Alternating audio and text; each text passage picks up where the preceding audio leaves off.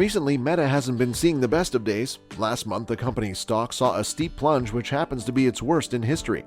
Besides, Mark Zuckerberg's Meta-owned Facebook and Instagram are facing other issues like a declining user base, strong competition, and a frustrated workforce. Meta could soon find itself in the corporate graveyard if things don't turn around quickly. Besides, Elon Musk, who recently acquired social media platform Twitter, criticized Zuckerberg, and it looks like he could be swooping in to purchase Facebook and Instagram.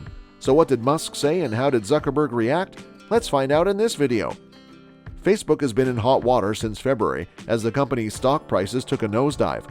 On the 2nd of February, Meta, formerly known as Facebook, came clean about a shrinking user base and a huge profit loss, making it the first for the Zuck-owned enterprise. What followed was a $195 billion stock plunge. Now that's something that Zuck can't recover from.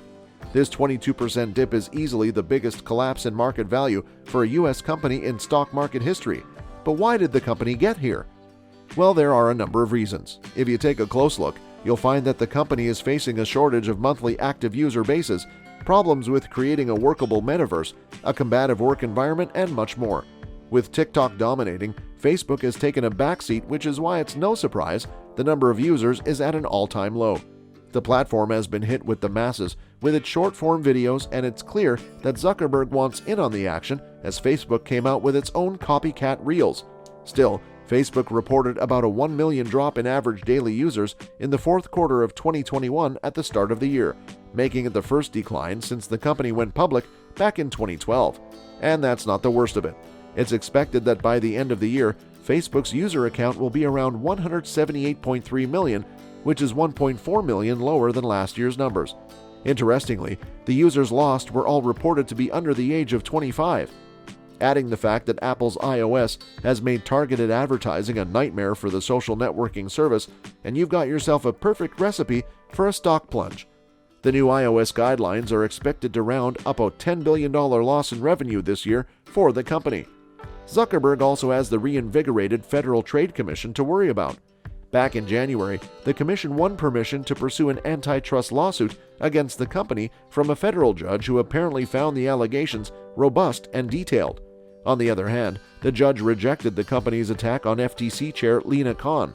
And as hopeful and as passionate Zuckerberg was about entering the metaverse chapter of the company, it's not exactly going to plan.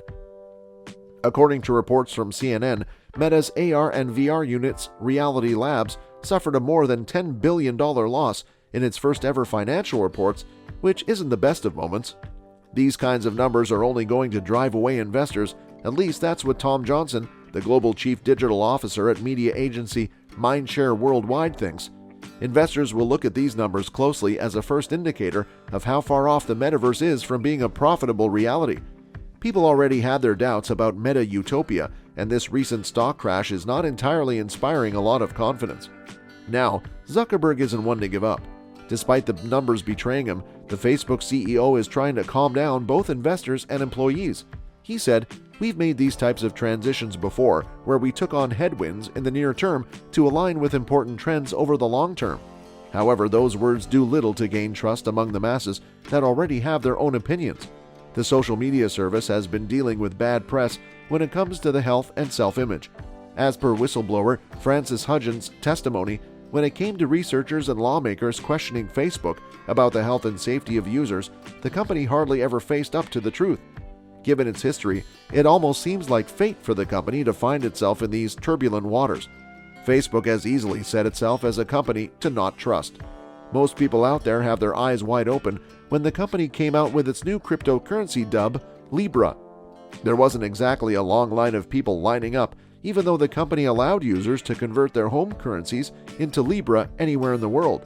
Meta even came out with a crypto wallet service, Novi, but shut it down in September in the middle of crypto winter, marking the end of the Libra stablecoin experiment 3 years after Facebook first unveiled the currency.